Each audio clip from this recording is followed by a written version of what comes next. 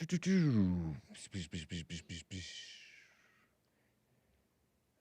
do you like that? It is.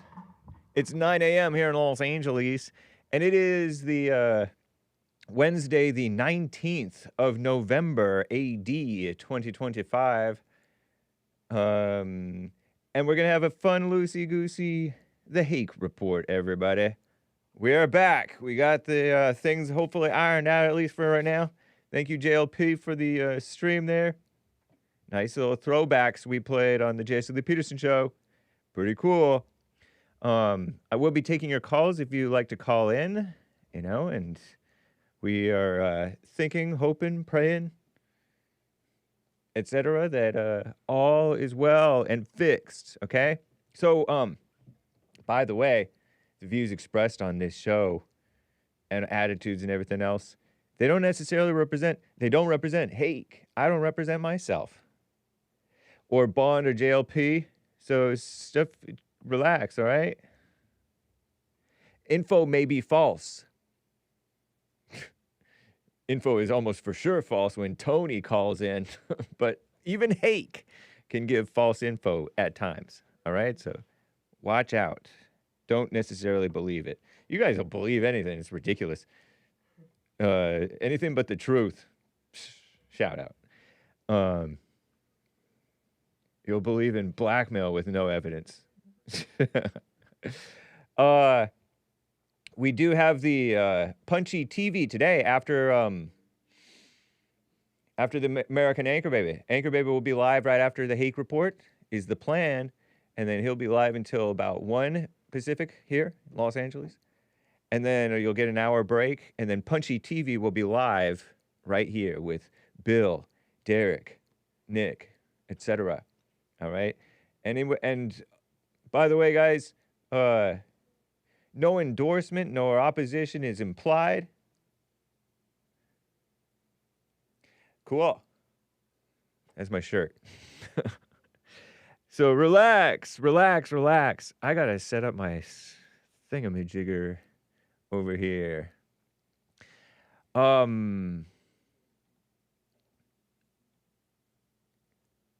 What in the world did I just do? Lord have mercy. Complicated business, folks. I opened up the whole wrong thing. The whole wrong set of tabs. If we mosey on over to the HakeReport.com, I can check out the stream over here and see what you guys are talking about. Turn that down a bit. Oh, Lord. And make sure that I see y'all's fan funding if you want to support. But is this where I left off? Yeah. This is where I left off. So we're going to get going here, everybody. And I will read your super chats. I will get to your calls if you'd like to call in. I think I said that already. And we will get going here pretty soon. How come I'm not hearing anything? There we go. All right, look at that. Will you look at that? Isn't that nice? So anyway, everybody, how about we just get right on with the show? 1, 2, 3, 4. Oh, it's the Hake report. The Hake report. La la la. Oh, it's the Hake report. The Hake report. La la la. Hey guys! Oh, it's the Hake report. The Hake report. La la la. Oh, it's the Hake report. The Hake report. La la la. So, how you guys doing? I'm fine. Yes, and I do have my cool shirt on. I don't even know if I've uploaded it to the new store. The new, Printify store. And how do you like the background? Now it's extra blue. Better than before. Yesterday was like ridiculously green and stuff. And that's at least not like greenish. the sunset there. By the way, can't you tell how obvious this globe is? Look, boom. That's obviously, we're looking at the edge of a globe. I get that there are no edges on a globe, but when you're sitting on that globe, standing on that globe, this vast globe, it's like, whoosh. Nice. All right, so hake.printify.me, or if you want to take a risk, you can check out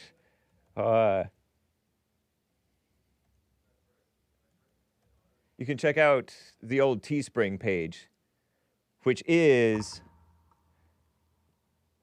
thehakereport.creator-spring.com. Very nice. Only an idiot can't see it's a globe, Hake. That's why you're my best mod. No offense, Chris. Shout out, Kevin. All right. Hake, what would it look like if it were flat? It would look like I think it would look kind of convex. I feel like it would, since you're never in the center of the flat Earth, some parts would look higher, other parts would look lower, and it would be like, it wouldn't be so crisp, certainly. It would definitely be like fuzzy and kind of slanted and stuff like that. It wouldn't, and then the sun wouldn't dip below the horizon, obviously, especially if the sun were local. So obvious globe there. It's so obvious. But think what you want. I recommend you doubt your thoughts, though. So if we mosey over to thehakereport.com and what did I just do? I think I can fix it. No, don't even worry about it. When I hit Control 1 or Control 2, and Control 2 moves it to the Skype view because I'm not on the browser. Yeah, so yeah, I like my keystrokes. Okay.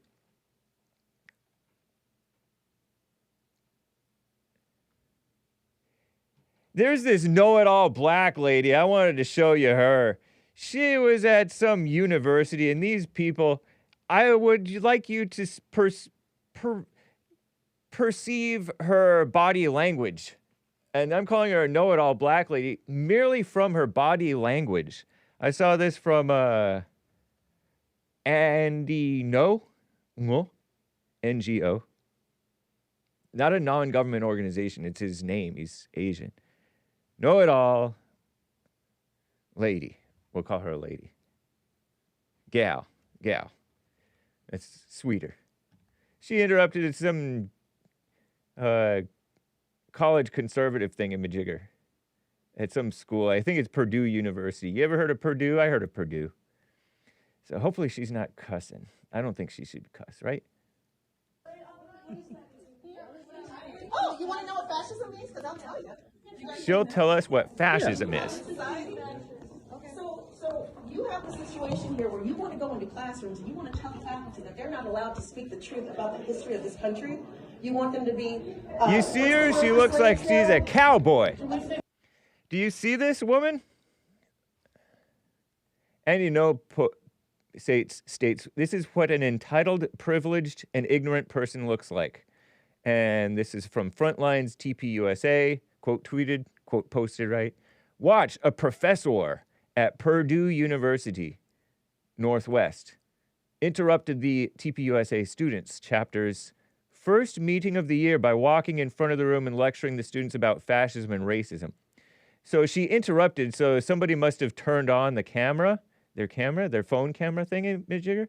You see that water bottle on the table, there's somebody's laptop with stickers, and here she's yapping.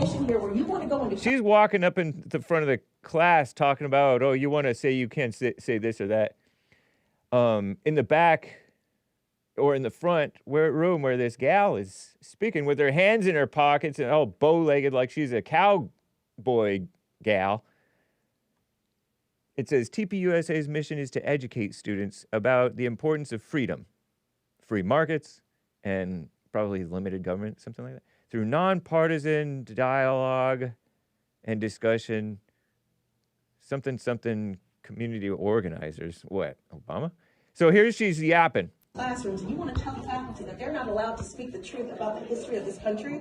You want them to be, what's the word? Okay, so she's complaining, I think, about Trump getting rid of that evil thing, critical race theory, which is, in my opinion, too little, too late, but I appreciate his effort. It's not too little, it's not too late, but it's, the country's already gone and brainwashed and stuff. And there's this gal, I think, white gal, I love Jesus. So she's complaining that you're getting rid of the fake racism brainwashing in the schools. You hear Mays calling out, "Oh, you don't want to tell about history in schools." Word for slaves now? What's that? Involuntary employees or involuntary workers. We can't even say slavery. We're not wanting to impose on the teachers. We are wanting this to be within the students. And The students want to decide what history is. No, we know what history is, actually. Yeah, did you know that all of our founding fathers were actually Christian, and this country was formed on Christian values? What a gal, huh? Oh, yapping. And some guy is trying to explain to her that we were mostly Christian. Nice. So that's mess. Reminds me of Tony. Reminds me of Tony or Mays talking so sure when they actually don't know what they're talking about. And that's a professor, right? Where is Purdue University? Oh, that is Nancy Mace. I'm distracted by a post on X. I'll tell you about Nancy Mace. And by the way, it's fake news, maybe, that Trump called a woman Piggy. Or at least this woman, this reporter. Drudge and MSN and Daily Beast of all things. Shaking my head. President lashes out at a female reporter asking about Epstein. Quiet Piggy, but it might have said quiet Peggy, or it might have been saying quiet McGee. Or maybe he did call her Piggy. Who knows? Let's see if I can crank the volume. The world. I know nothing about that. They would have announced that long. Okay? Mr. President, what did Jeffrey Epstein mean in his emails that he said you knew about the girls? I know nothing about that. They would have announced that a long time ago. It's really, what did he mean when he spent all the time with Bill Clinton, with the president of Harvard? Harvard. That is Summers, Larry Summers, whatever his name is, and all of the other people that he spent time with. Jeffrey Epstein and I had a very bad relationship for many years. But he also saw strike because I was president. So he dictated a couple of memos to himself. Give me a break. You're going to find out what did he know with respect to Bill Clinton, with respect to the head of Harvard, with respect to all of those people that he knew, including J.P. Morgan shares. Sir, Yeah, is there Jennifer, go ahead. something Go ahead. incriminating in the file, sir? Quiet, Piggy. Venezuela, sir, you've had a lot of meetings. Oh, did he say? He might have said quiet McGee. Because quiet McGee. Let's see. Quiet McGee was supposedly a saying. Quiet McGee could refer to quiet art print from McGee & Co. of minimalist design. No. Trump told a reporter to be quiet. A reporter named Chloe McGee was president at the time. Is it a saying? Or did he say quiet Peggy? Or quiet Piggy?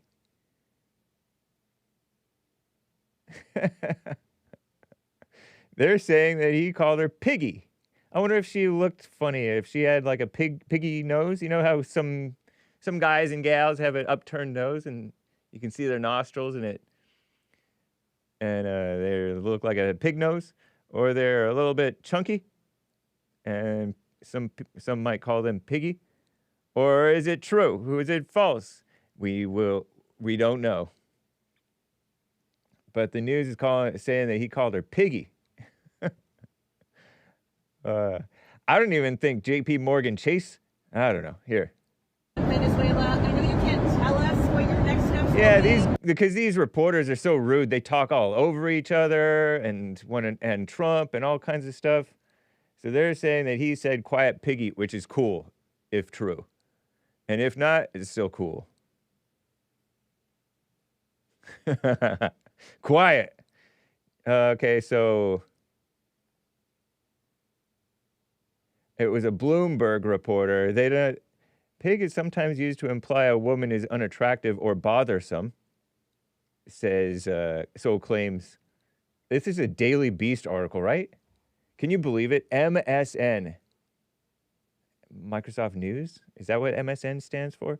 They put full-blown anti-American, anti-white, anti-man, anti-Christian propaganda called the Daily Beast. The Daily Beast, didn't Bill Clinton's daughter, wasn't she on the board? I think it's Bill Clinton's daughter, certainly Hillary's daughter. Chelsea Clinton, wasn't she on the board of the Daily Beast? But they're extreme. Jennifer Jacobs later identified the reporter as being from Bloomberg. Nobody knows who it is. Imagine the president of the United States calls you Piggy. Or is it Peggy, or is it McGee? Trump has described television personality Rosie O'Donnell as a fat pig, slob, and an animal.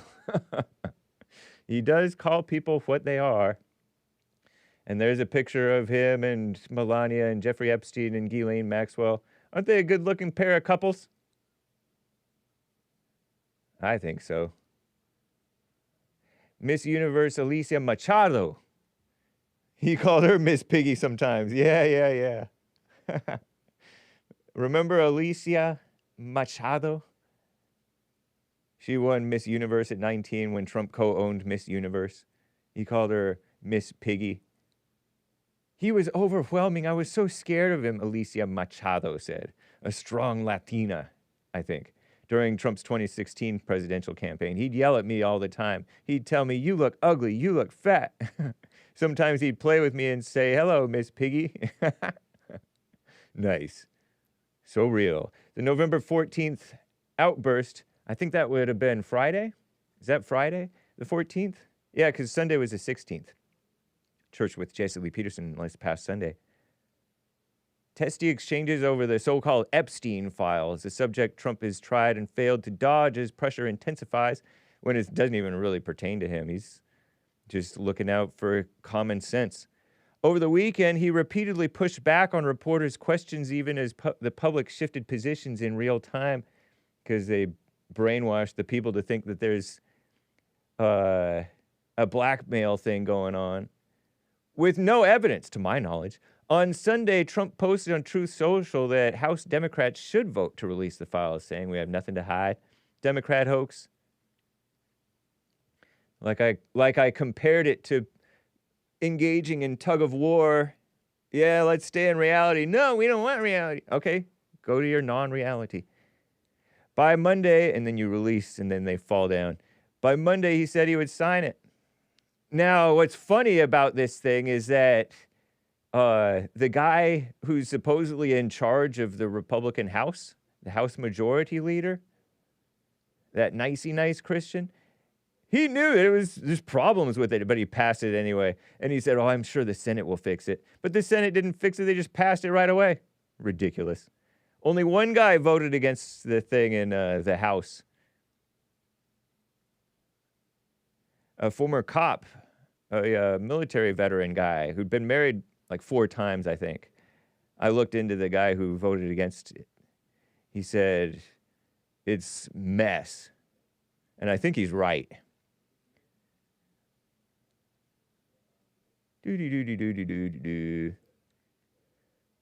So what a mess. You could call her Piggy. I mean, I kind of like Rosie O'Donnell. I've always somewhat liked her. But she's a mess too.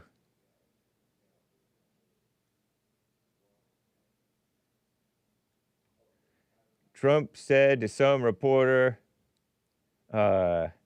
fake news like you're a terrible reporter. They just keep bringing that up to deflect from the tremendous success of the Trump administration. Minutes later, he flared again, asked about Tucker Carlson's controversial, which means reasonable.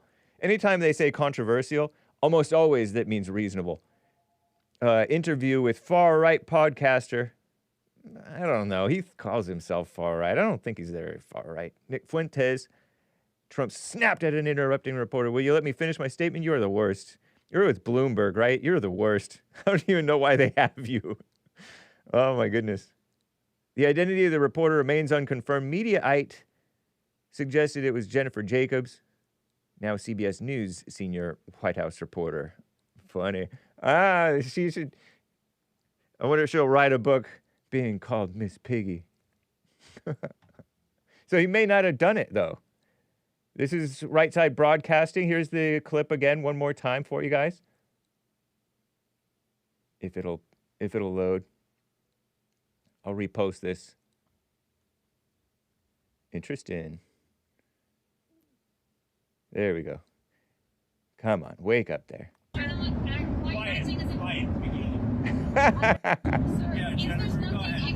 Jennifer, go ahead.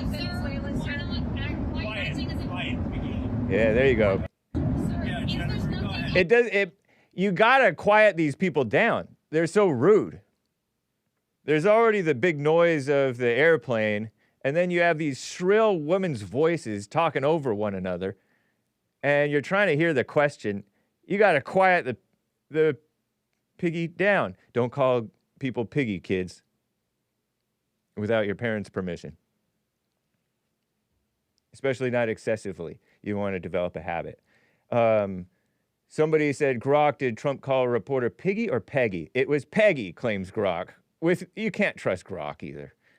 I argue with Grok because Bloomberg reporter Peggy Collins, audio from the exchange clearly supports this over-distorted Piggy spin pushed by outlets eager to paint Trump as crude, but he's righteously crude.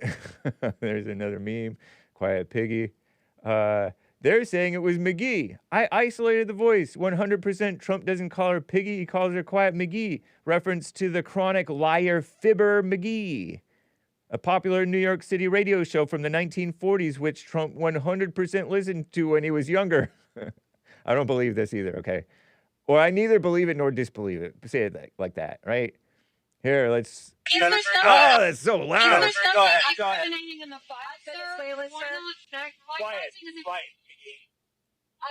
Is that edited? It does sound kind of like Quiet MGee. All right. Let's hear the other thing. Go ahead. Sorry, guys. Let's go to hear the Quiet McGee thing. Wax program with Fibber McGee and Molly. Fibber McGee. Wax program with Fibber McGee and Molly. I want to hear the Quiet McGee saying. Go ahead. So loud. My goodness. Pardon me, guys. But these are replies that I'm looking at. And so there's a bunch of fake news. You don't know. He's done it before. According to Erica. March 2017 meeting with newspaper publishers. Trump interrupted a long-winded question from a reporter saying, let me ask you this question. Do you ever hear them give the other side? Like, no. You have a big advantage. You're the ones who write the stories. You're fake news. When a reporter persisted, Trump cut him off with Quiet McGee. This was not a reference to the reporter's actual name, but a playful old-school nickname derived from the 1940s radio comedy Fibber McGee and Molly, where a fib is a lie, right? You tell a fib. It's like a little lie. It was a character known for incessant rambling talk. Trump used it as a light-hearted way to tell the reporter to pipe down, and it drew laughs from the room. It's been cited as an example of Trump's improvisational, off-the-cuff style in press interactions. I really don't care, but it's amusing. Either way, he will never date you. I prefer Piggy. Yeah, I prefer Piggy, but but McGee is funny too. So has Trump ever said, oh Lord, what did I just do? Let me ask Grok. Or let me ask far left Google. Has Trump ever said quiet McGee? And then we got to go. Did Trump really say quiet Piggy? Asks Yahoo News Canada. I don't know if I'm interested. I don't want to get too carried away in this, right? It's ridiculous. All right, so let's get back to the show.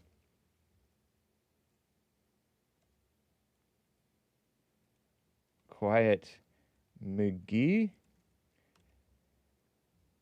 Mitt in Australia is on the line over here. Mitt, thank you for calling and holding, sir. What is up? Hey, brother. I had to call knowing that JLP's got a DMT special coming up with some frogs and some toads and stuff.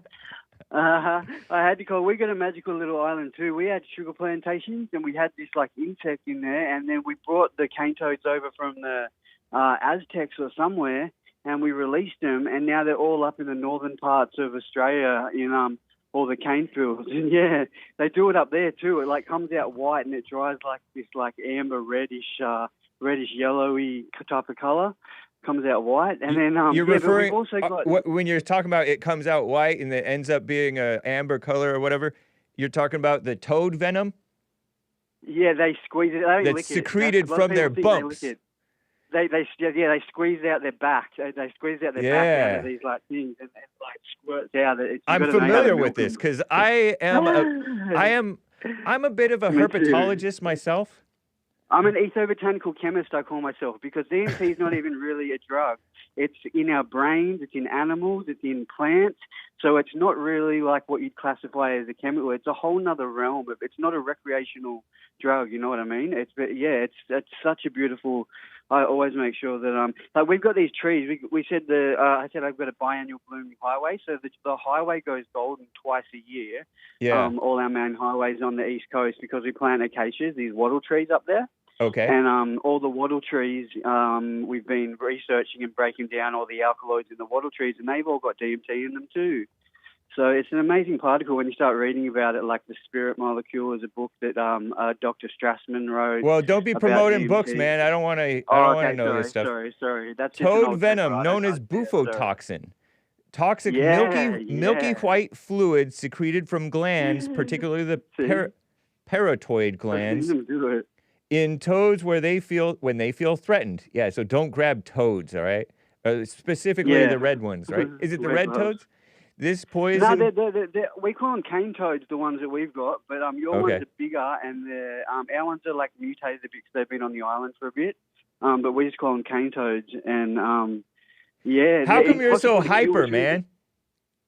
I'm not. I'm waiting for it to be 9 o'clock, and then I've got to be somewhere. So I'm excited to be somewhere at 9 o'clock, and it's about. See what time it is now in Australia. But I'm not just talking about now. I'm talking about every time you call in. You're so hyper.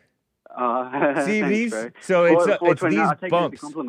It comes out of some of these bumps, right? From these toads. Yeah, these little bumps. It's like there's like little glands on their back, and you just squeeze the back, and then like this white stuff comes out, and it dries like a yellowy red color. That's terrible. That's is that animal abuse? Because you don't kill the toad, you just get it. You don't kill the toad. You can step on those toads and squash them, and their guts come out their mouth, and then they suck their guts back in their mouth and hop off. They are the strongest toad I've ever seen. The Queenslanders hit them with golf clubs. That's probably animal abuse, but they do it. That's just something that they do in Australia. So are they exotic? And, they were not native to that area. They were exotic. No, there was something eating our sugar cane, and so we said, what are we going to do? And then the government said, we'll bring over these frogs, and we went to like the Amazon and got these like cane toads, these frogs, and we brought them back, and then toads they started breeding. Yeah, and then they just started moving down the coast, and then I didn't say no. You said toads, but then you said frogs because frogs are different from toads. No, they're cane toads. Okay. Cane toads. Okay. Yeah, it's a toad. It's not a frog. I think we get green frogs too, but they're beautiful. They're like a really nice, beautiful like green tree frogs. I don't know if you get them in America. You probably do. I don't know. Green tree frogs. Well, I'll tell you one thing. when I took my natural history trip to so-called natural history, it's evolution propaganda, communist. But I went down to southeastern Arizona where they have the illegals, and they have bullfrogs. But those bullfrogs are taking over the area because they're exotic and they just dominate that area. And they're huge. So yeah, we're I've supposed seen to, them on TV. They're like at one big. point, we were supposed to just stomp and kill those bullfrogs. But they don't die, eh? Frogs are like, there's something about them. Have you seen, do your one suck the guts back in a bullfrog? I'd never heard of that before. I'd never heard. Oh, okay. Well, cane toads do that. They are the strongest animal I've ever seen in my life. I've seen one, honestly. My friend squashed it and its guts came in and it sucked its guts back in and it swapped off like it was fine. I'm like, wow. That is the most hecticest animal. Yeah. And it runs around with DMT in its back. And then we've got all these trees that turn golden twice a year that have DMT in it. And then our brains naturally produce DMT. So all we're doing is upping the levels of DMT. And it only lasts about 5-15 minutes, but it makes you question time once you've experienced a experience like that. Because it's, as I said, not a recreational substance. I wouldn't classify it even as a drug. It's an alkaloid of a tree to me. But yeah, some people get it from frogs. So... Do you have heaps of calls? I'll let you get to other calls. I just wanted to say hello, and I hope Jesse's okay. I wanted to speak to Jesse, but I couldn't get through. Every time I called, it just kept putting me onto like the listen line. I was like, didn't know what was going on. Oh yeah, we had issues, technical issues today. Oh, that's cool. Yeah. Totally cool. Yeah, Happens sometimes. We should hopefully be back tomorrow, and Awesome. it seems like the system is functioning for me, so I think they got it squared away at least for now. Don't know. There's all kinds of things going on. You know, the sun flares, and then we had whatever. a sun flare down here, and down in Sydney. If you were past Sydney, which is about halfway down the island, and then about another quarter further, if you were there, we just had a sun flare. Mum sent me a photo of it, and there was all this beautiful green and purple light just all in the air, just naturally in the nighttime. Yeah, right. They call them Aurora Borealis or whatever. It's Aurora Australis down here, okay. But it broke through further than it's ever come. It's usually only down in Tasmania and way closer. Like Tasmania sees it. Way closer to the poles, Antarctica. huh? Yeah, the Antarctica. It lives there. It lives in Antarctica. It's like trapped in Antarctica. And then, but it somehow broke through and it made it all the way to Sydney. That's like almost a third of the way up the whole island. Yeah. Sydney. So cool. Yeah, they were down in... I know. The Southern Lights. Oh, yeah, because we had the Northern Lights and you had the Southern Lights. North. Pretty interesting, Okay, man. so you had a sun flare up in America too where color broke through. Yeah. Well, I didn't see it, but I heard that it was seen down in the States, not just up in Alaska, but down in the continental United States. Because we've seen it in Australia. That means both poles. Both poles must have done something. Both poles must have done something. You know what I mean? Like, well, it was a solar storm. A solar storm. Made more like light and radiation come down into. It's good for us. It's good stuff. It's sun energy from the sun. It's pure, natural, universal energy. We should always take our shoes off and connect to the grass every day and go out and absorb at least 5, 10 to 15 minutes of sun. Okay. It's just good for us. And with no sunglasses, like I look like not directly at the sun, but near the sun, and it shows me code and shows me all this beautiful white light. And I probably shouldn't. Yeah, I know. But they say don't look at the sun. I'll probably end up blind. Whoa, with white careful, eyes calling me like, hey, I've got white eyes. No, I'm only playing. But hey, I'll let you get on to the other calls. I just want to say love from Australia, and tell Jesse I love him, and I'll be listening tomorrow. And I'm watching for the rest of the show. I'm up till 9 o'clock. I've got stuff to do in the morning. Okay. Well, it's good to hear from you, sir. Hey, thank you for letting me on, and it's good to hear from you. All right. Take care. All right. See you, mate. Bye. Alex in California is on the line here. Alex, thanks for calling and holding, sir. What's up? Piggy Bear. Hey. It's been a couple weeks. Nice. Glad that you got through this time. How have you been? I've been pretty well.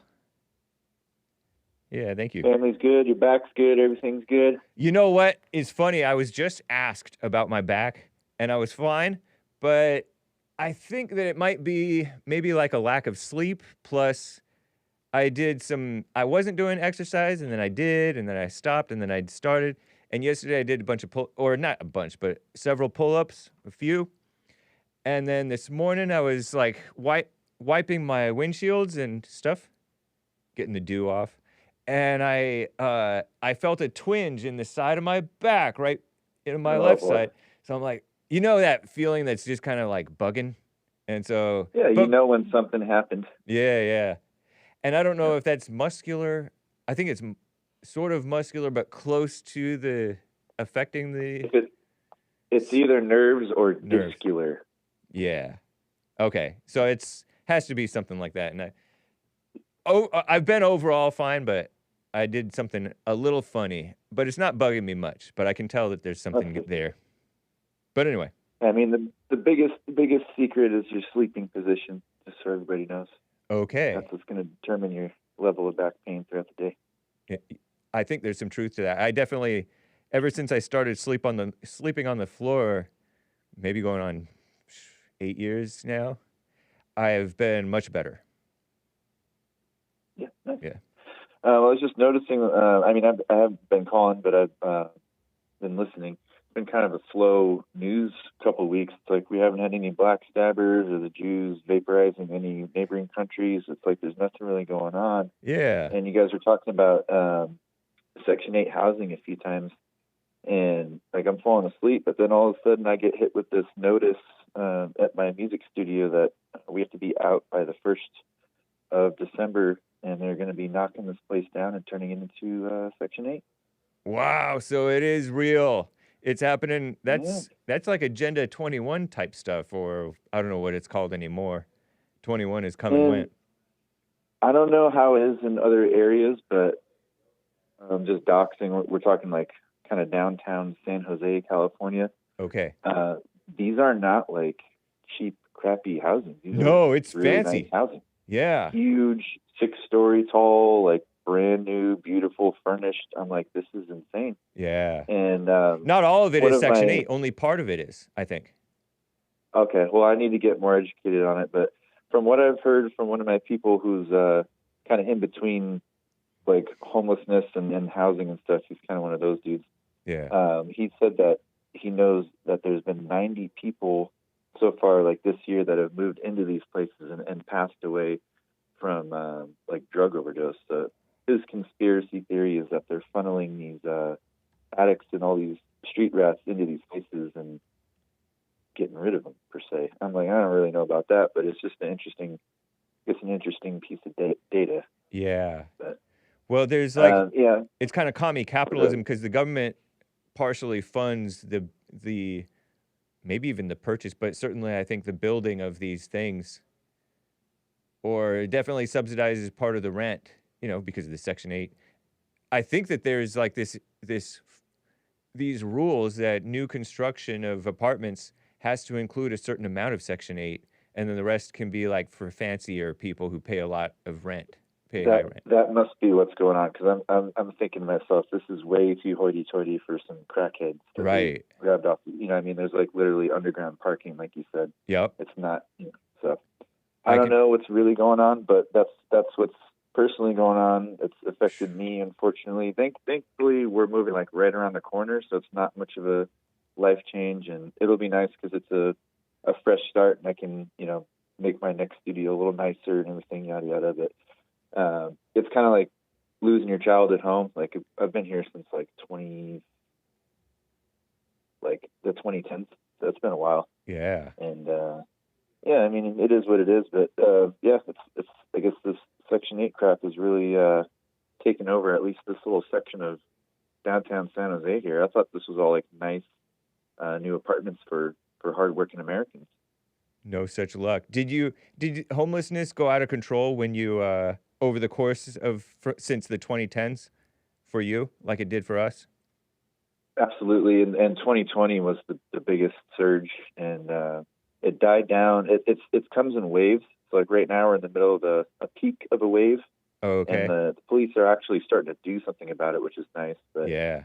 Am I breaking up? No, you're fine. Am I? Am I breaking up? A little bit, but it's probably on my end, just making sure I'm clear.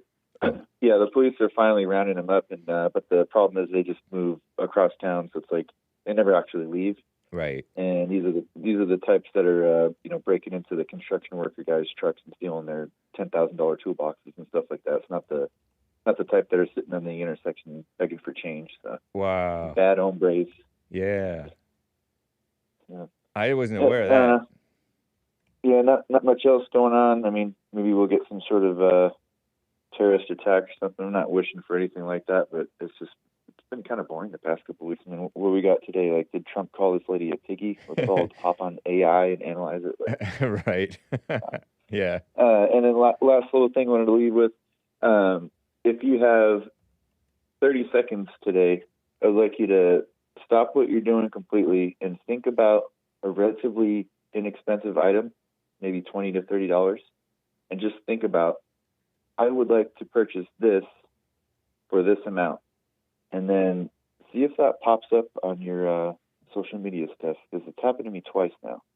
So there's something that come to your mind, and you don't speak out necessarily, but it shows up on your ads or feed. Correct. So the last two things, it was just like passive thoughts. This time I've intentionally thought about it, so I'm going to see if it pops up or not. Okay. Thoughts to ads. That's crazy. These guys are doing some crazy technology. I mean, they can. Their minds. I wonder if there's stuff that's in your life that kind of indicates and points to that leads both to the AI thinking it and your mind thinking it. You know, I don't know. If it was like that, it would be like music gear, I would think, music stuff. But this was something that I want that I never spoke out. Yeah. Something cheap. So it's strange. Wow. Yeah, it's a little experiment for you or maybe other people to give a shot. Interesting, man. Thank you, Alex. Appreciate that. All right. Have a good rest of the show. Thank you, sir. Take care. Yeah, it's like stuff, an outside observer can pick up stuff about you that you're not even aware that you're giving off, you know? So I'm just wondering if that's what Alex from California is talking about with regard to thinking about something that he really wants, that he hasn't knowingly given off any indication that he wants it. And it's like the AI or the algorithm or the advertisers or Google or whomever can read his mind.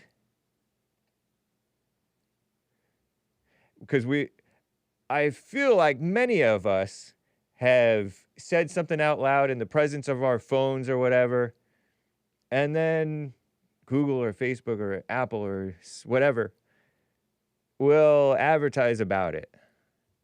And when we didn't ask them it's just the phone is listening to us. Right? Seems like, maybe?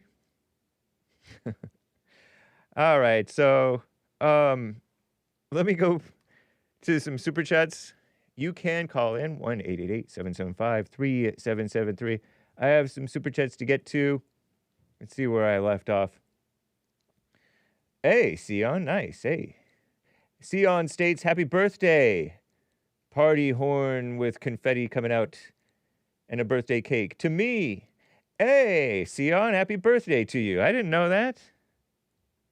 Right on. Oh, Lord have mercy. Forgot to click my super chat timestamps. We give off vibes. All right, so super chat. Coffees. HBD, happy birthday. Sion, Sion. Not to be confused with Scion, the defunct Toyota-related car, which I thought that was pronounced Sion too, but I think it's pronounced Sion. Cesar, Cesar, did you see, sup, Hake? Hey, did you see how MTG played the reverse Uno card and called Trump a traitor by indirectly claiming he is bought by Israel? Laughing face with tears coming out. Typical woman. What a mess. What's funny to me about that Cesar or Cesar is that she's really calling herself a traitor by calling him a traitor, you know? She's proving him right. I had not seen that. If not, I sent you a 54-second screen recording of the press conference to you on X. Let me pull my an X thing over here because I don't like doxing you guys even on accident. It doesn't feel good. Okay. I might end up having to dox you guys. Okay, don't look at my DMs, guys. Here, let me refresh this one more time. See if it comes up. Because it's like...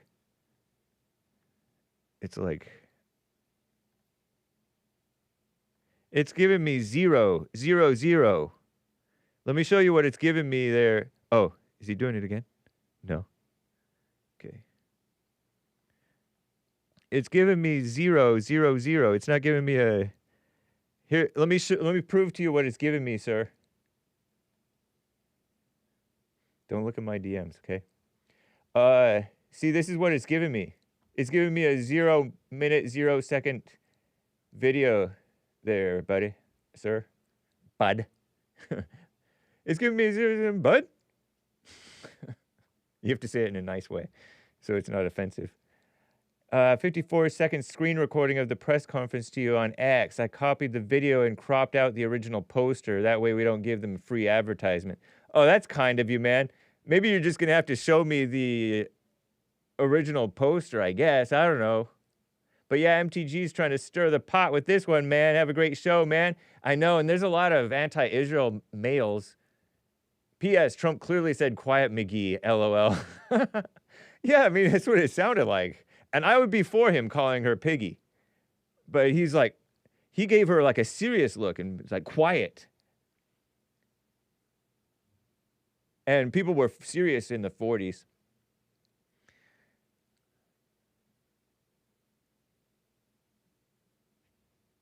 Yeah, it's so embarrassing to see these males who get all excited when a woman talks about the Israel question, the IQ. And there's males who talk about Israel and the Jews and stuff, and they know that it's not appropriate for women to be talking about this stuff. They call it cringe, or cringe-worthy, or cringe-inducing, or cringy. Shameful. A lot, and some of you guys even think this about Trump. Come on, get yourselves together. But yeah, I mean, that sounds like Marjorie Greene. I'm not surprised by her. She's a mess there, Cesar. Okay, so, Cesar, MTG, Trump, Israel. All right, so if we go over to Popcorn, he thinks that Trump said, quiet Piggy. What are your thoughts on the Great White Hope exclaiming, quiet Piggy, at a reporter aboard Air Force One? There are people who hate women, so to them, that's right up their alley. There are people who hate women. It's not up the alley of all people who hate women. Many people who hate women don't like that because they can't stand women being, they hate women, so they don't want women to be put in their proper place. They'd rather kiss up to women because of the hatred for them. But I was surprised to hear the Great White Hope say that. He may have meant it in a joking way, but it came off as distasteful, in my opinion. I hope someone will ask him about that comment for clarity. Yeah, I'm sure that someone will, because people pay so much attention to stuff that doesn't matter. Although it is amusing. I mean, we're talking about it because it's amusing and interesting. But I'm not convinced that he did call her that. I wouldn't be against him calling her that, but I'm not sure that he called him that. It might have been Quiet McGee. He may have said that. Or it may have been Peggy, or it may have been Piggy. It's hard to say. One thing for sure, though, she was out of line. She was yapping when he was trying to listen to somebody else. And so he had to quiet her down. And nothing wrong with calling her Piggy. What's funny is that Trump Trump's names for people are like harmless, and yet they're so real. He called MTG a traitor, right? And it's like a cutesy name, Marjorie Traitor Green. Or Marjorie Traitor Brown, because green grass turns brown when it's rotten. Or Lion Ted. It's like it makes them kind of cute. Or Crooked Hillary. Or Beautiful Hillary. And Crooked Joe. Little Marco. Little Rocket Man. It's like loving ribbing. So anyway, let's go. One thing for certain, and that is if he said it in a way that was meant to be misogynistic, the people who are in support of him talking like that are setting a precedent for what they believe is appropriate decorum for the president, whether they realize it or not, claims Popcorn. When and if a Democrat president says something similar to a One America News reporter, for example, they don't suddenly get to say, they just suddenly get to go, wow, that was mean. Sure they do, man. Of course they do. Do you agree with me on that? No, I don't agree with you. The idea that any time someone goes right on or takes no issue with the president's action or words, they're adding to a list of this is okay for the president to do or say. Is that reasonable? You can call it reasonable. Yeah, you can call it reasonable. But what you're missing there is it's not just words or actions. It's direction, it's motivation, it's the spirit, it's the attitude or lack thereof.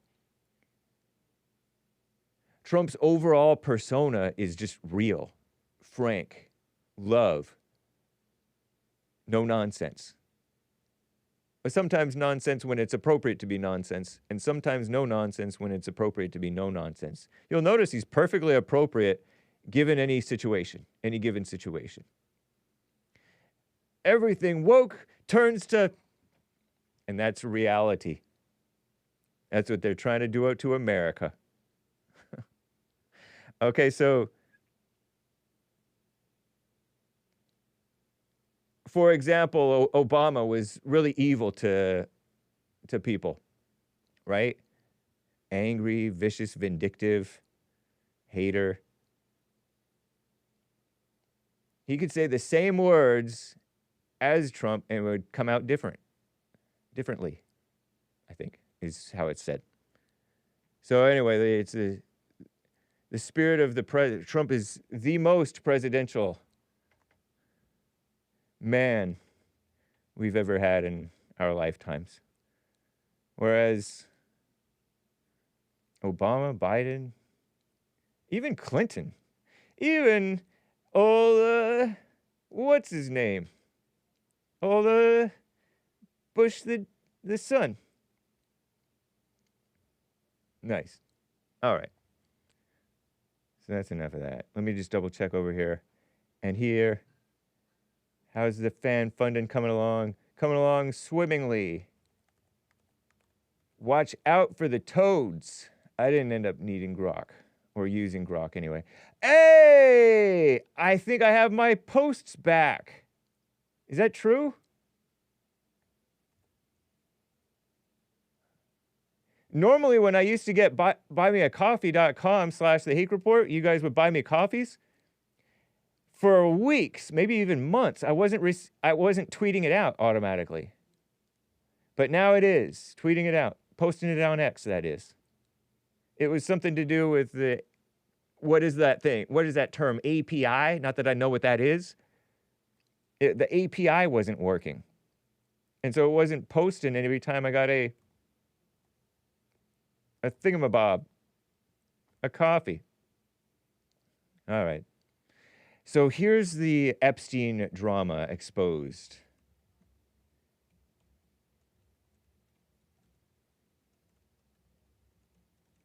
All right. Epstein drama exposed.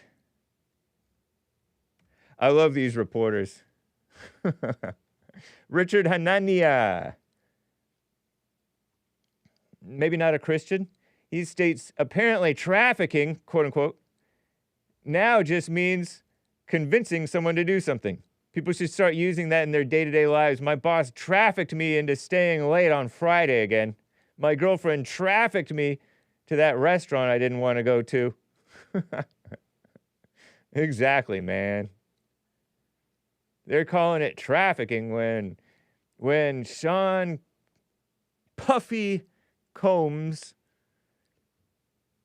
convinced those gals, maybe even paid him a little bit, I don't know, to go over to his parties. And Epstein trafficked when he and Ghislaine convinced those gals to go to his little St. James Island is the name of it. Little St. James. Look at this. Michael Tracey, another journalist. Richard Hanania is a journalist. These are liberal journalists, okay? Independent. Mike Johnson said today he is very confident that the Senate would go through a careful amendment process to correct what Mike Johnson called serious deficiencies in the Epstein files legislation. Then the Senate immediately passed the House version by unanimous consent? Emoji.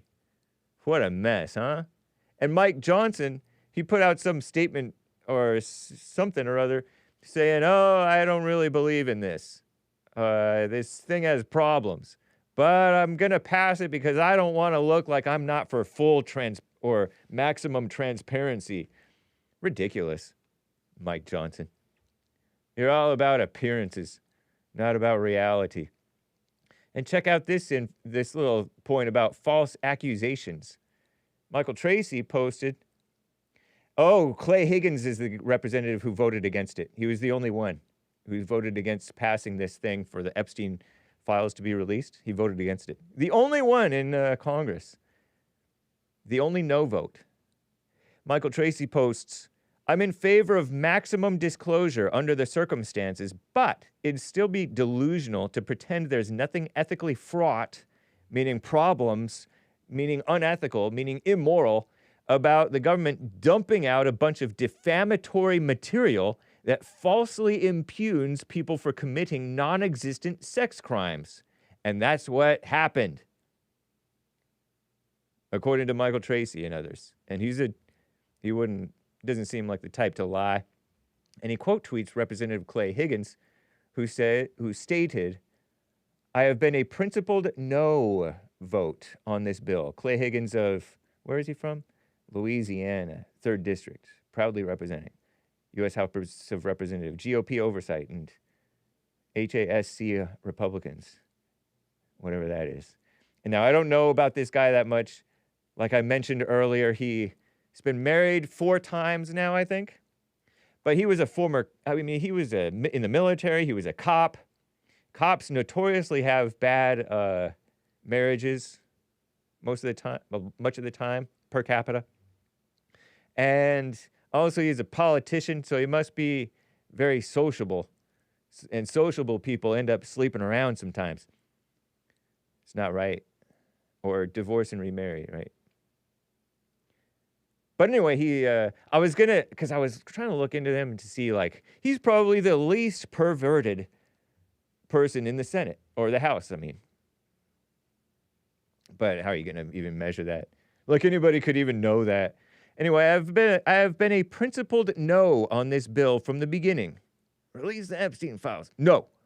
What was wrong with the bill 3 months ago, still wrong today. Abandons 250 years of criminal justice procedure in America.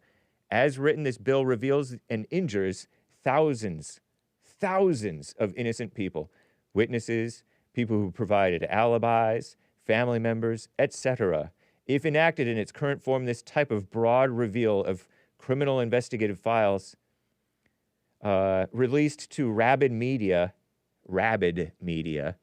meaning they're so thirsty and they cannot be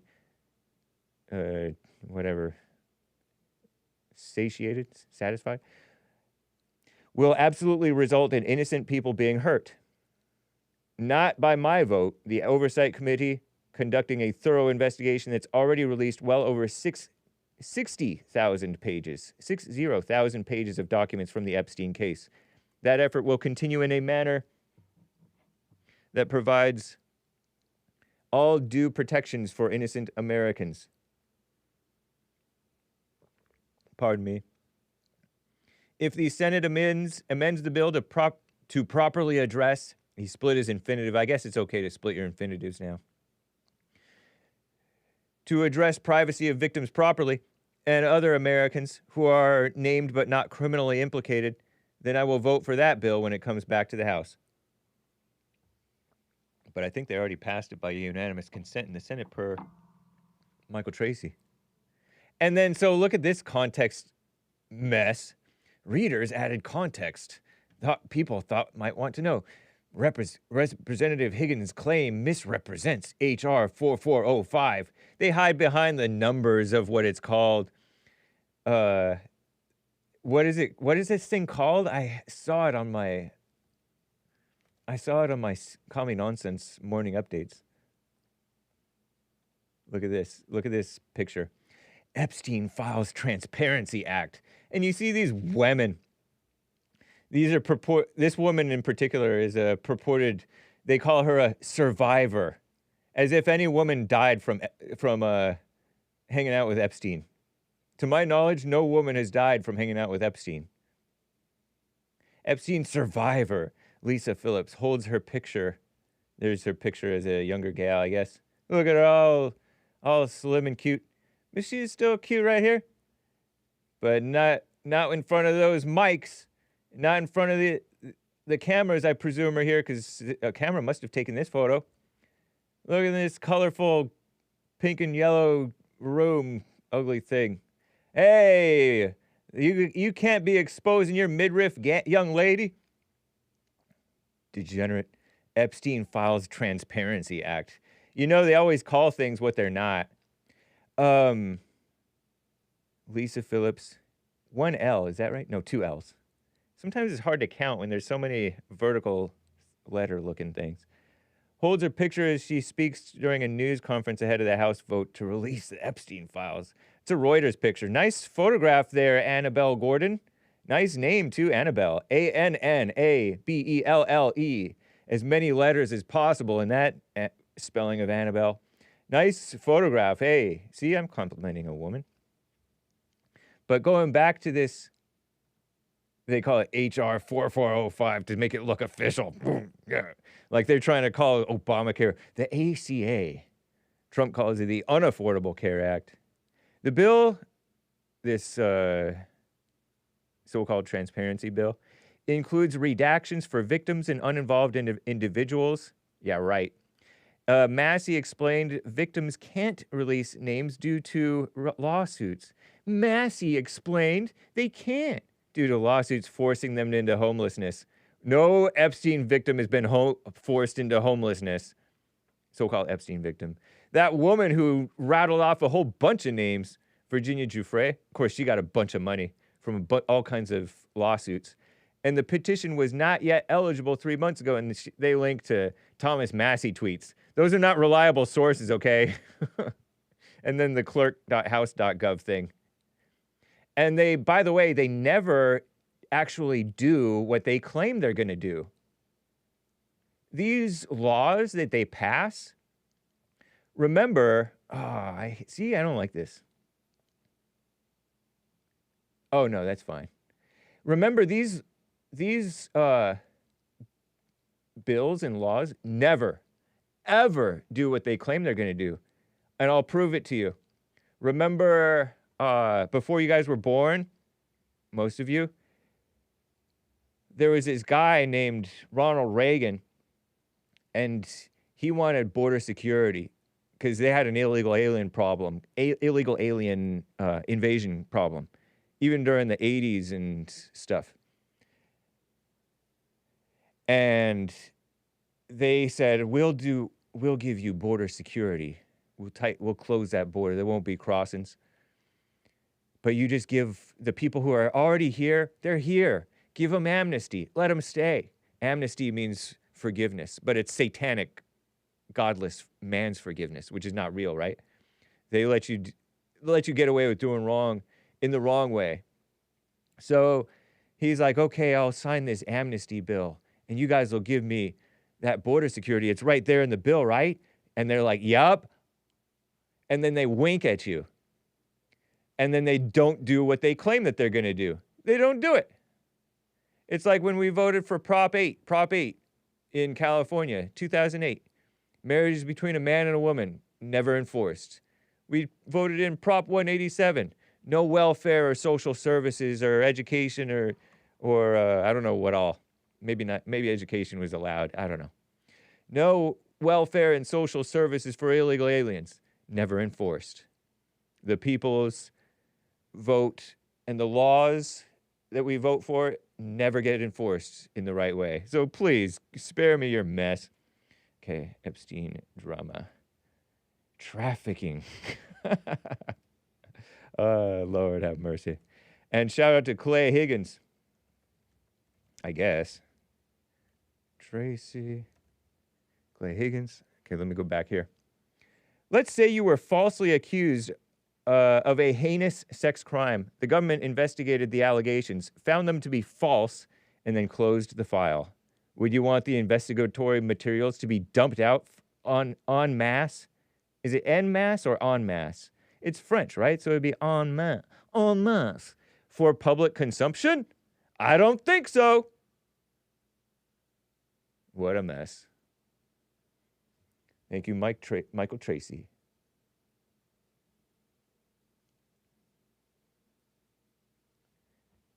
Oh, by the way, let me rate this as unhelpful.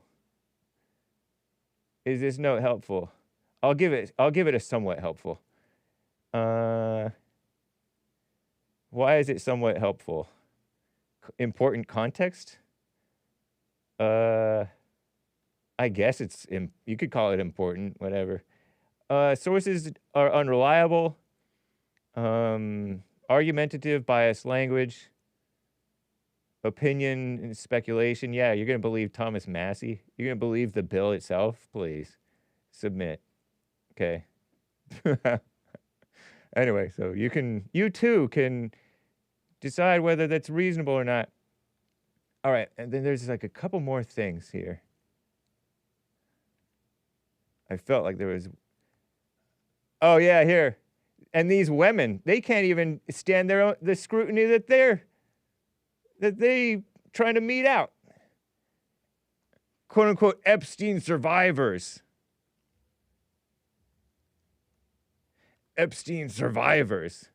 That's what CNN called them. Epstein survivor. Drama term. It's a woman term, right? Because you don't want to be called a victim anymore, right? These women, they want to claim victimhood, but they also want to sound tough. So they call themselves survivors. It's a great song.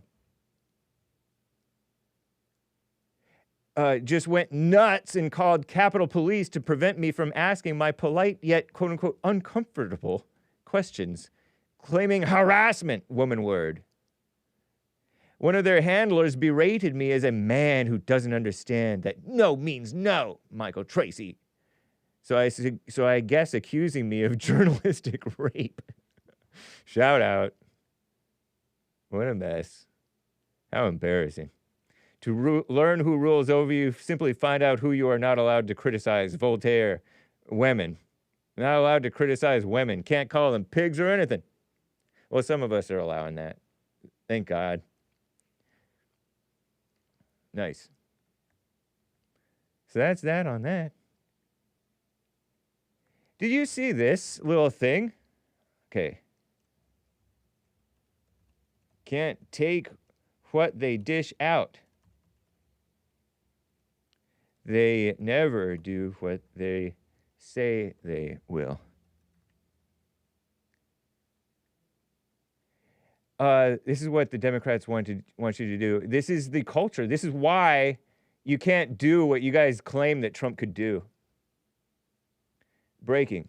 Elected Democrats just released, this is from far left libs of TikTok. She's pretty far left, right? I would get her center left. Not even a Christian, I don't think. Breaking. Elected Democrats just released a video encouraging members of the military to commit treason and defy orders from Trump and Hegseth.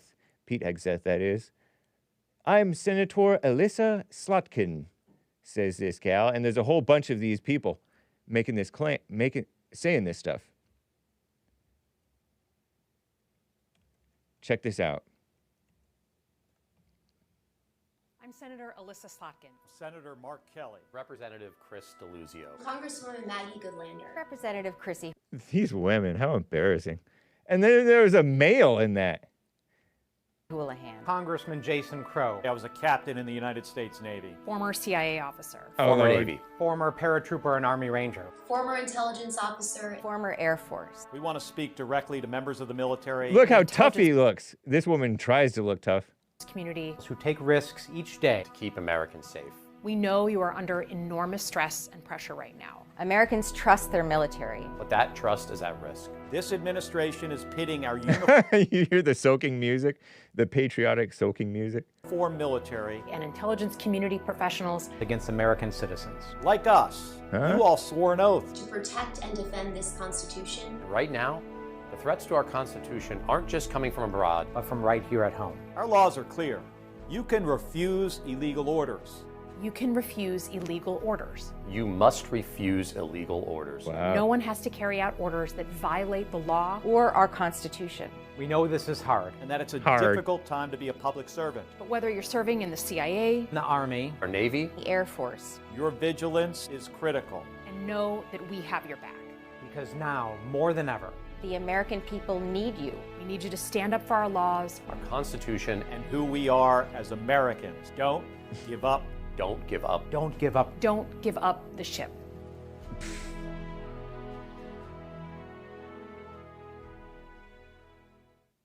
That's some sick stuff, huh? And so some people are saying that that's a threat. What they're talking about is different things that Trump and Pete Hegseth are encourage or are having the military finally do. Stop some of the crime that's happening in the country. Stop some of these drug boats that's going on that are bringing drugs into whatever. Enforce our immigration laws. They're talking about American citizens, though. Perhaps go after Antifa, because Trump did call them domestic terrorists, which is what they are, Antifa. And so, what's going on? You guys are saying Trump should be deporting more. Imagine if he were more aggressive on his deportation things. He wouldn't be able to do it. Because politically speaking, there's going to be people who refuse to do it. There's going to be grandstanders, and there's going to be elected officials in office who are going to defend them. You know how a lot of you guys are saying Trump should defy these judges' orders. If Trump just randomly just started defying these judges' orders rather than judiciously doing it, maybe at some point he will, right? If he just randomly started defying these judges' orders, then they're going to start doing all kinds of crap and defying him because you're giving them the excuse. Even if he's right to do some of this stuff, you have to be smart about it. Trump is smarter and more mature and wiser than a lot of you impetuous, impatient people who are pretending like, oh, he's owned by Israel. Oh, he's not really about those deportations. Oh, he doesn't really care about Antifa. He's not doing it. He didn't do anything about Antifa last time. It's a mess. Defy orders. Democrats to military. Defy orders. Oh, these phony, self-important people.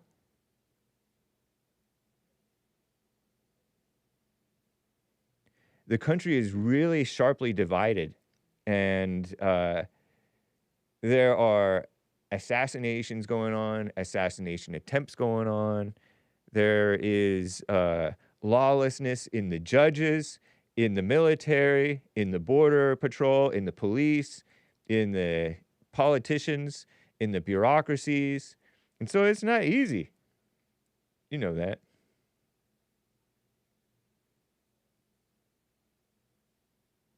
So, defy orders. And it's kind of a threat to the military people, right? Because they're like, well, what's an illegal order? A lot of this stuff is not illegal, but they want to claim that it's illegal. They don't care about the Constitution. They don't care about the country, or they would be in favor of Trump. They wouldn't be Democrats, or they wouldn't be rhinos. What's this say? Just curious. Rebellion or insurrection. Whoever incites, sets foot, assists, or engages in any rebellion or insurrection against the authority of the United States, or laws thereof, gives aid or comfort thereto, shall be fined under this title, imprisoned or not more than 10 years or both, incapable of holding any office under the United States. Yeah, but the thing is, I'm reading this U.S. code from the House government website thing. It's a screenshot. But the thing is, they claimed, oh, don't obey illegal orders, trying to imply that Trump is giving illegal orders, or PXFR. Look at these people. I can't believe that guy. I can, actually. Terrible. So watch out for them.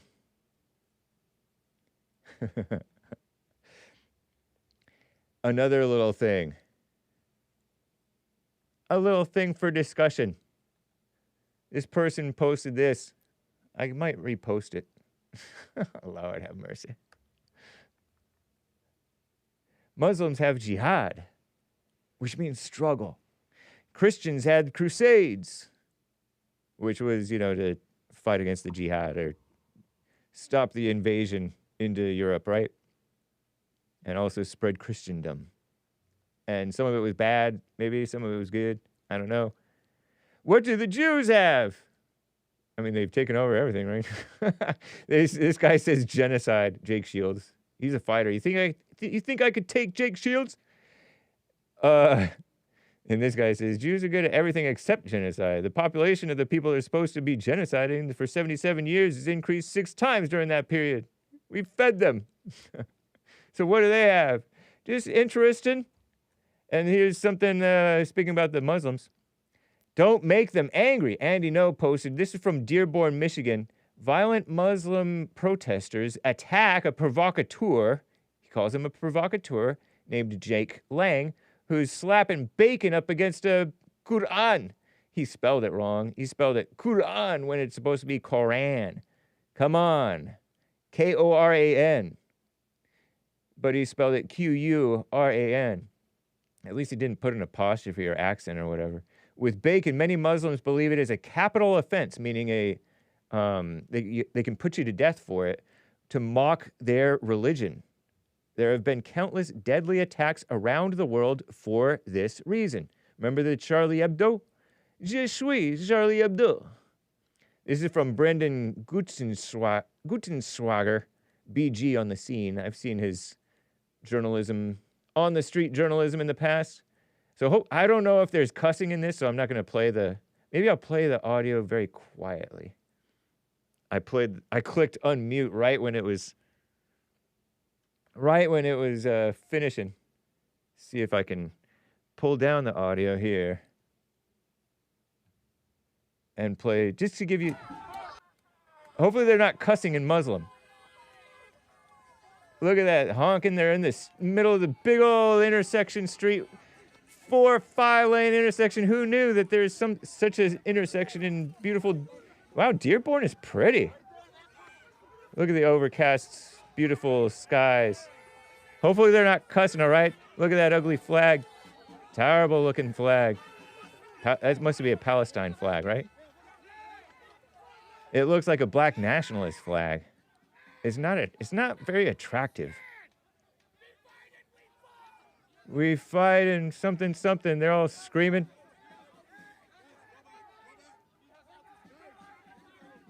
What a mess, huh?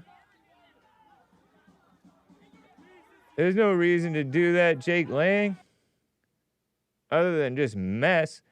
What it does show, though, is the evil overreaction. This is an un-American overreaction to an offense.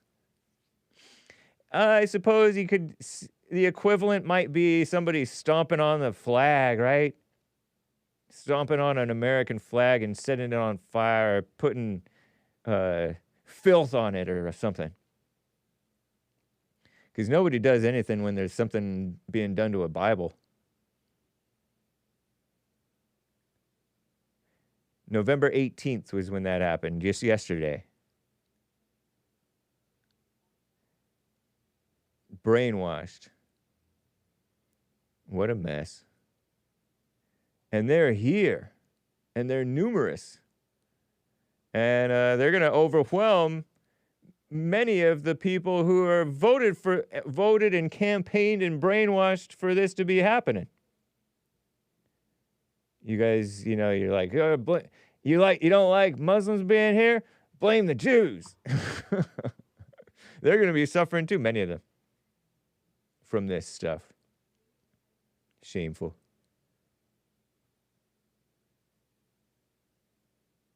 When you don't have love, the real kind of love, you have tolerance, was the big word when I was a kid, or younger man, I guess I would call it. Tolerance. I shake my head. Dearborn.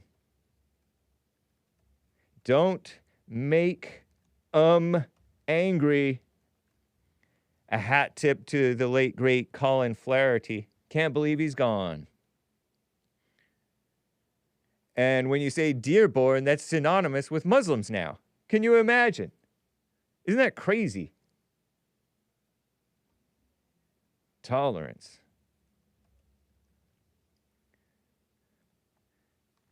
Dearborn means Muslims. Gruck. Do. When, oh, look at those Dearborns over there. The claim Dearborn means Muslims is an oversimplified or exaggerated statement, often used in online memes, political rhetoric, or viral posts. Oh, I thought I just came up with it myself. Dearborn, Michigan does have a very large Arab American and Muslim population, especially Lebanese, Yemeni. Hey, I like the Yemenis. And Iraq, I like the Iraqis, some of them, communities. When I think of Iraqi, I usually, for some reason, think Christian. Widely recognized as one of the highest concentrations of so-called Arab Americans in the United States. 40 to 55% of Dearborn's residents are Arab, Middle Eastern, or Muslim background, they say. About 30 to 40% of the population is non-Hispanic white, they claim. White is Arab, buddy. Or, I mean, Arab is considered white, buddy. Let me prove it to you. According to a woman, is my source. This woman. Dearborn is... white means Mina. And no, I'm not talking about our Australian sister. I'm talking about Middle Eastern North African. Peachy Keenan.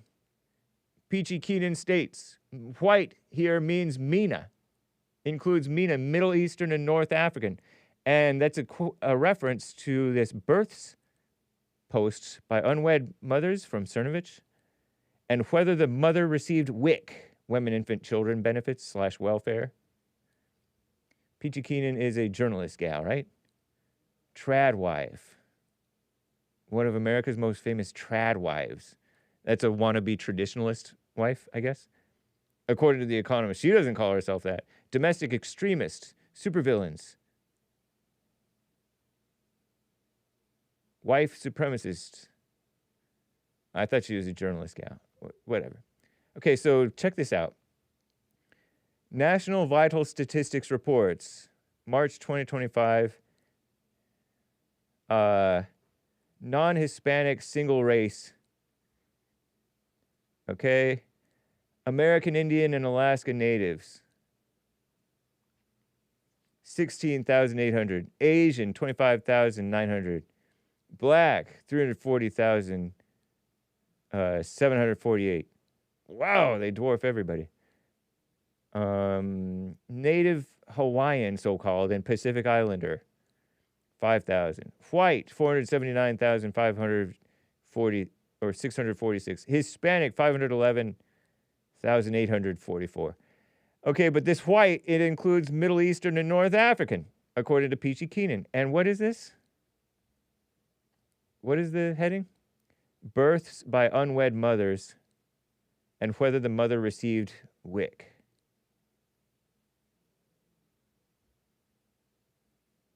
Births to unmarried women. Oh, duh. Births to unmarried women by age, race, and Hispanic origin, because Hispanic origin is an ethnicity, they call it, or something, I don't know. You know, those Hispanics, they mixed with all these other people in Mexico and Central America and South America. So blacks, hugely disproportionate because they're just a tiny percentage of the country, relatively speaking. And then the white and the Hispanic also overrepresented. We all knew that blacks and Hispanics do a lot of out-of-wedlock births. Whites are starting to do it too, but that includes... So Middle Easterners and North Africans, do they have the S out of wedlock? I heard that they might. We got to ask Pearl. JLP went on Pearl's show, so maybe that'll come out there. Selected medical and health characteristics of birth, race. Mother received WIC, women, infant, children, food for herself during this pregnancy. What are these? Are these percentages?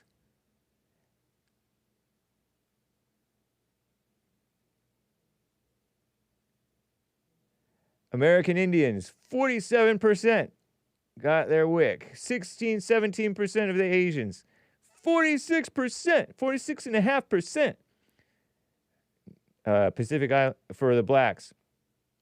20% for the whites. 50% for the Hispanics. And you say we're all the same. What a mess, huh? And what is he quote tweeting here? Medicaid, says Cernovich in his quote tweeted here, is paying for over 40% of childbirths in the United States per the CDC. And what is Medicaid? I don't even know. Source of payment for the delivery. The principal sources of payment for the delivery of most births in 2023 continue to be private insurance or Medicaid.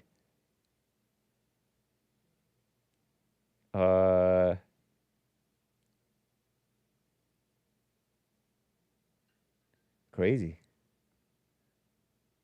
National Vital Statistics reports births, final data for 2023. And it has all these people. A bunch of MHSs and PhD and stuff.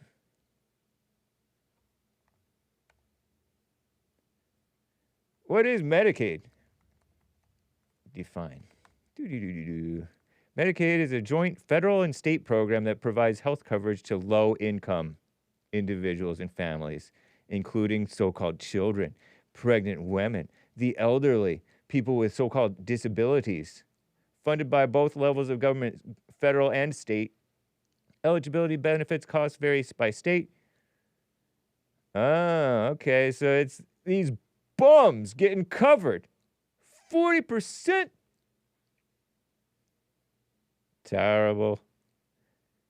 Who knew? You guys knew. Sick. That's not right. Maybe that's the thing. That's, you know how they said that Christians have the Crusades, the Muslims have the jihad. I'm curious what Nancy Mace is yapping about. Do we really want to hear from her? I don't know. Why don't we have makers rather than takers? That's why. Out-of-wedlock subsidies. That's what I'm talking about, is defund single mothers. Defund them. And then Medicaid is supposed to be for disabled people, says Doom Jesus. But all those able-bodied some people, he didn't say people, who are on food stamps also receive Medicaid, and it pays for everything. It's when a medic aids you. They get everything for free with no effort. All right. So, meanwhile, you can't have good education because you have these bums. Shout out. I like bums, okay? I mean, like, bump on a log type people. I like them. Who are all having their degrees and stuff. But you couldn't get a man who really knows stuff to teach. One, because he's busy doing stuff. And two, because they have all these hoops that you got to jump through. And the people who jump through the hoops are the bump on a log type people who believe the fake racism stuff, the feminism stuff, and they've gone to college and been brainwashed and think that they know when they don't know. It's like when you guys think that Epstein definitely was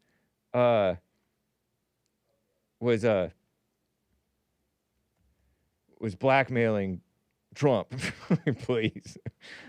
Lord have mercy. He wouldn't have let Trump get elected if he could.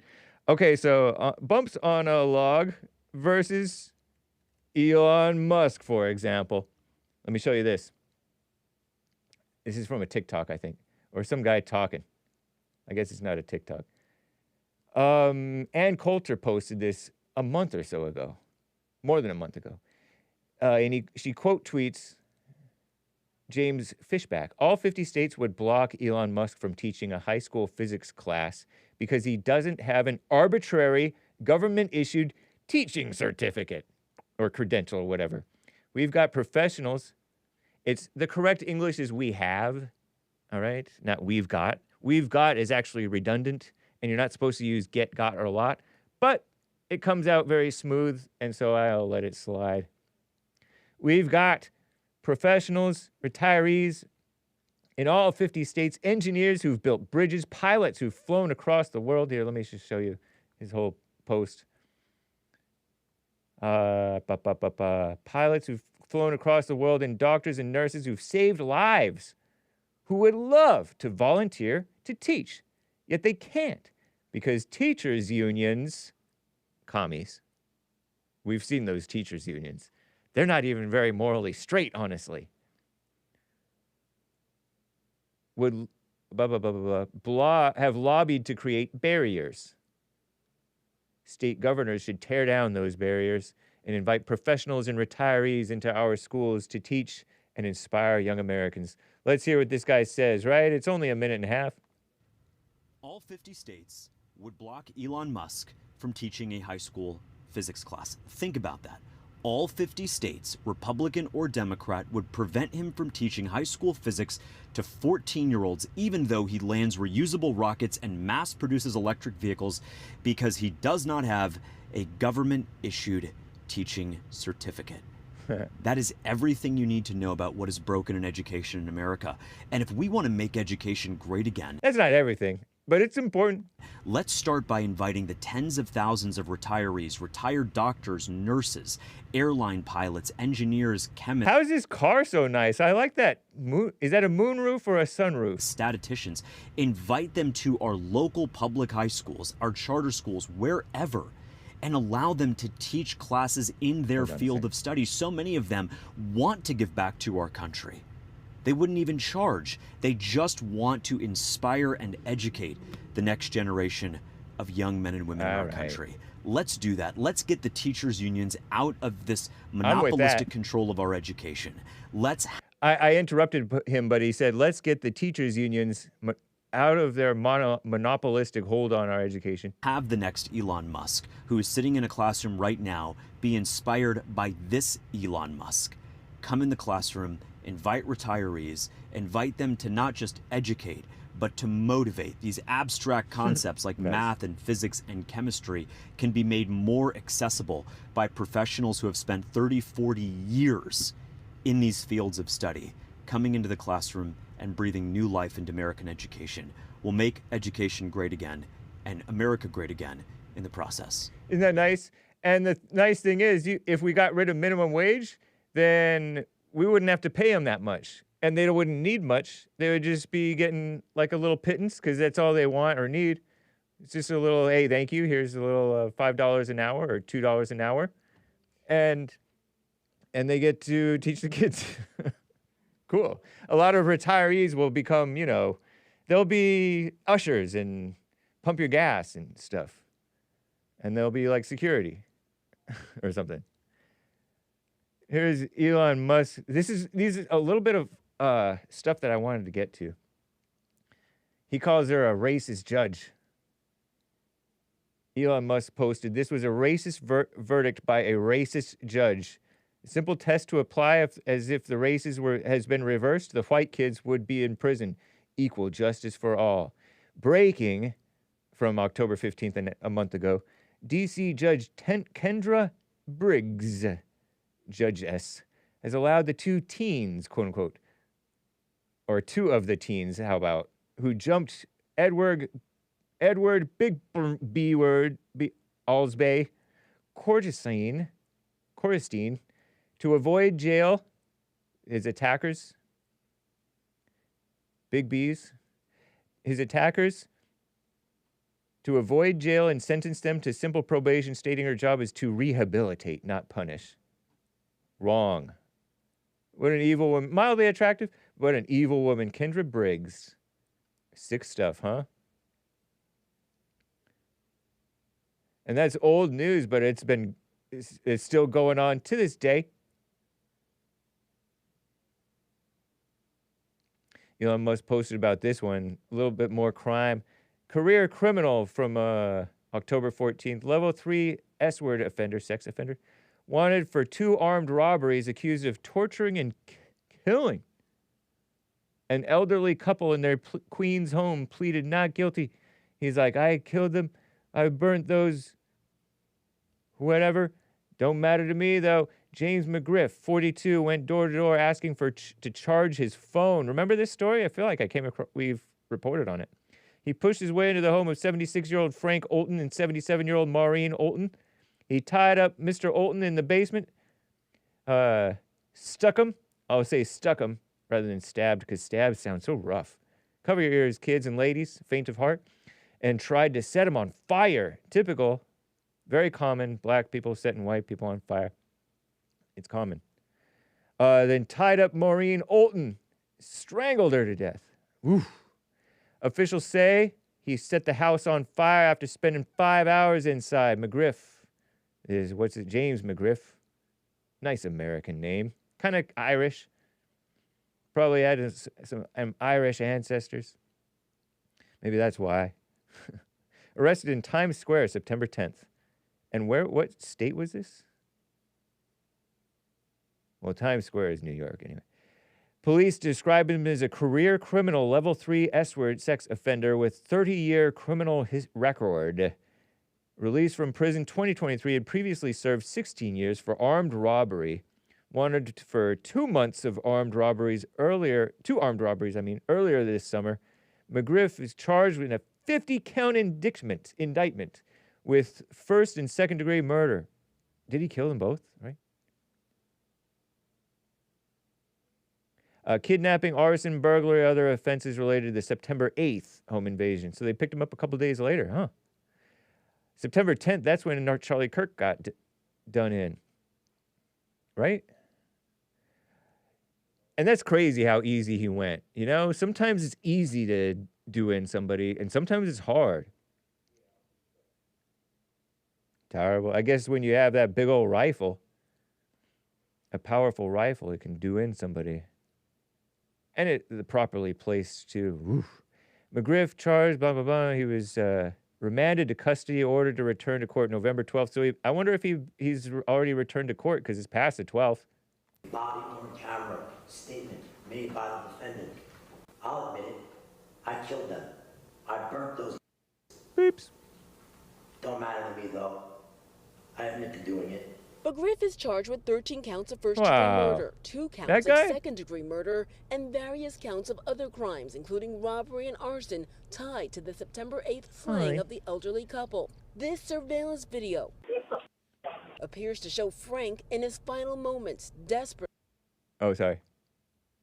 tried to stop McGriff from invading his home after McGriff claimed he was lost and needed help charging his phone. Never believe that.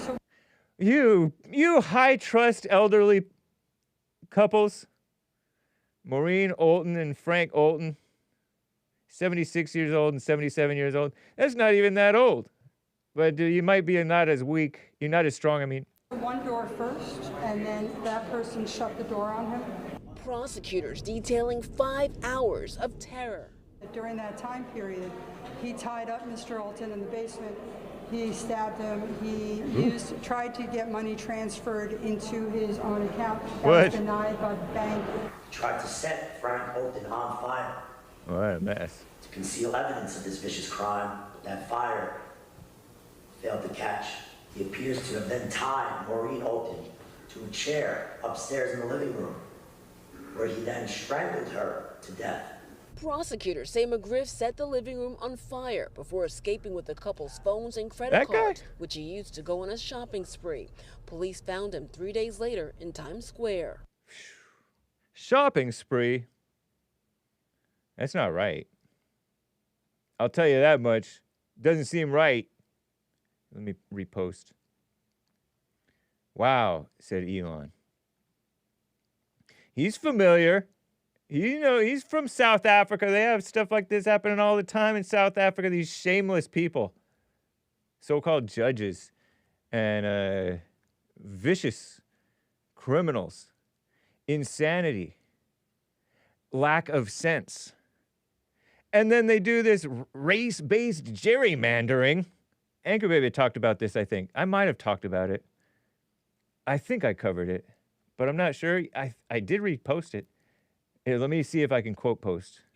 It's worth quoting. My sixth fave. Because this is Stephen Miller, right? My sixth favorite Jew. How many people just realized that Democrats had as many as 20 extra seats? I did cover this, I'm pretty sure. Based on years of unconstitutional race-based gerrymandering.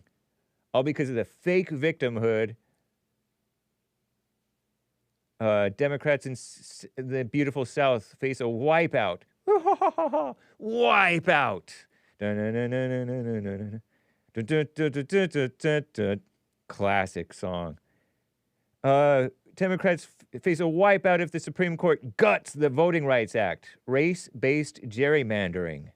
Unconstitutional race-based gerrymandering. Oh, these blacks, they need representation. So look at that. Look at all that representation, and they don't even vote correctly. Popcorn. Shout out. Plausible scenario turns all red, as in red Republican. If you got to vote communist, at least vote Republican communist. Whatever. Stephen Miller, right? Nice. I'm not sure I'm a fan of his wife, though. She's a podcast host. But hey.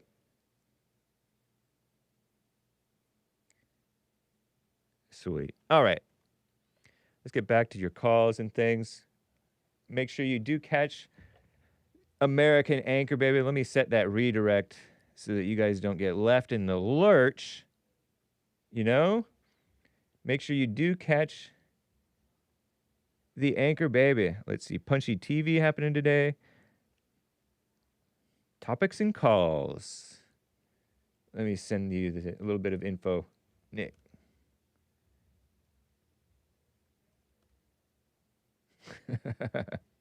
All right. Whatever, guys.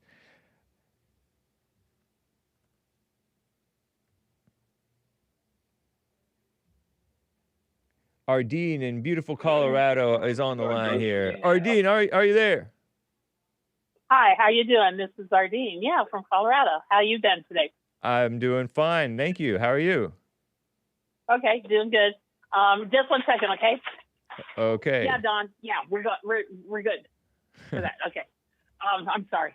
Work. I just want to tell you, you were commenting on how Ann Coulter. Beautiful Ann. Was talking about, huh? Beautiful Ann. Ann. Yeah, right. Yeah. Well, she is attractive, I guess. Yeah. Yeah, and she's smart. Possibly. Not that smart. Extremely smart. Okay, if you say so. Life goes on, I guess. What I was going to say is, well, where you were saying that Elon Musk could not, in all 50 states of the United States, teach in a school, she's wrong. He can. And he does it on a volunteer basis. And the organization is actually called Senior Corps of America. And you know what is so sad about that? It was closed down.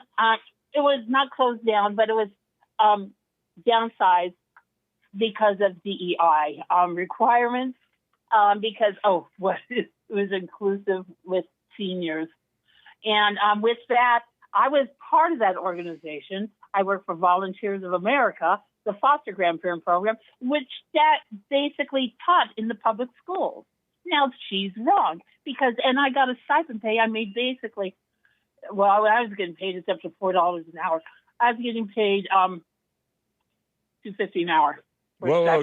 Don't dox your pay. Volunteer. $2.50 an hour. It's a stipend pay, yes. Nice. That's cool. And that's done to offset that. Well, you know what is so sad?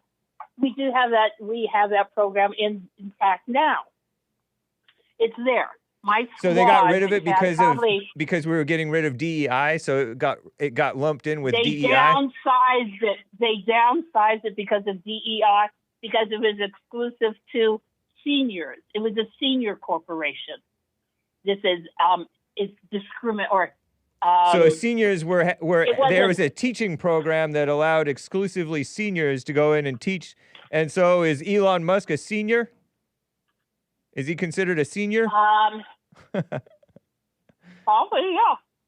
He's not retired yet. 55 plus. Isn't that a senior? Yeah. Is Elon Musk 55 plus? I don't know. How old is he? I don't know. But we don't need a program. We need to get rid of these teachers' unions that are in the way of education.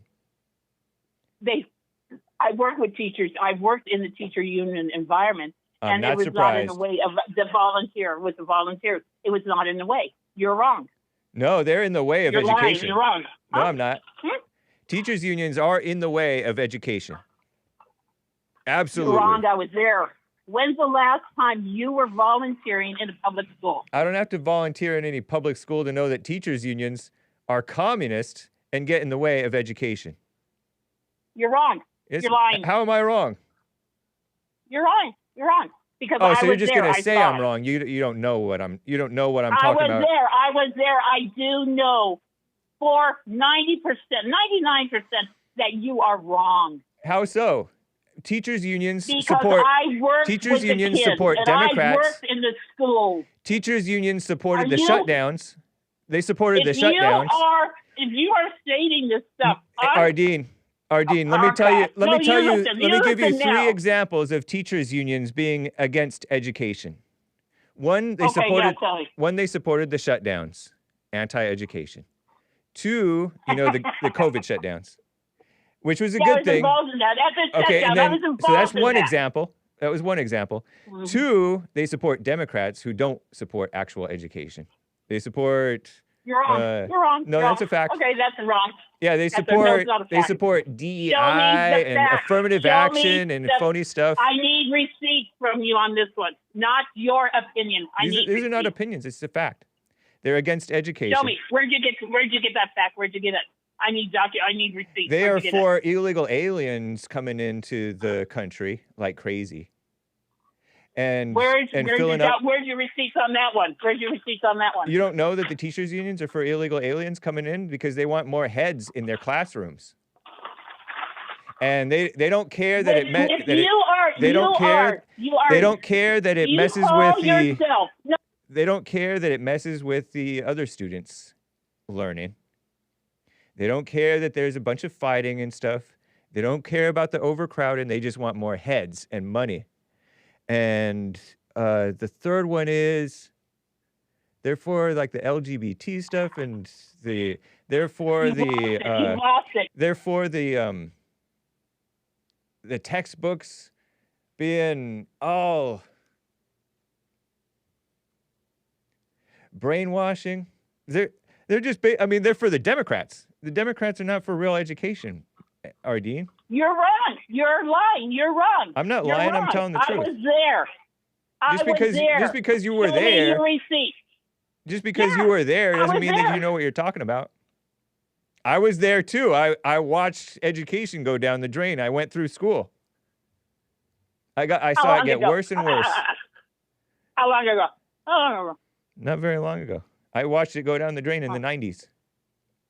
90s. Okay. So why didn't let's see. You support the Democrats though, huh? No, I'm not a Democrat. You support the Democrats. No. Yeah, huh? I don't. If you support the any party. teachers unions, you support the Democrats. Look at the chief teachers union leader. She's like this lesbian gal who supported the communist shutdowns, pretending to be about protecting the kids. It was about getting off easy. Upping their pay for doing nothing. I really advise you at this point. Are you not aware that the teachers union support Democrats? I advise you not to bring up any sexual preference or sexual improprieties at this point. I advise you not to go there. I don't care. Well, it's wrong to be promoting that. Why would you advise me that? Promoting Ardene? what? Promoting lesbianism? Why would you advise me against calling wrong? These are kids that you're talking about, and she's a you got to laugh on that. And she's a vulture promoting this stuff over kids. Yeah, so we don't need a little promoting program. What stuff? The LGBT agenda. What stuff? Who's promoting it? Who's promoting it? Huh? The Democrats. The Democrats supported by the teachers unions. And the teachers themselves are doing it. Where? Are you really not aware of this? So you didn't actually. Show me the receipt. Show me the receipt. I don't have to show you any receipts. Have you heard of libs of TikTok? Have you seen these teachers, Ardene? Your receipt is a social media? That's your receipt? Are you crazy? I didn't tell you any receipts. You're crazy, right? I asked you a question. Okay, what question? I got to hear this one. This is great. Have you heard of libs of TikTok? Yes, I have. Okay. Well, then you're just going to pretend that you don't know that the teachers are promoting the gay agenda and the LGBT agenda and the fake racism agenda. Okay. How are they promoting the gay agenda? What is the gay agenda? What's the gay agenda? What is it? What's wrong with you? What's wrong with you, Ardene? No, honey, it's you. What's the gay agenda that they're promoting? I don't want to get into that. What's wrong with you? Okay. We're not bringing up gay then. No, what's wrong with you? What's wrong with you that you are don't really care about the education thing? You want to pretend like you care about this stuff, and Trump got rid of the good education because it was DEI.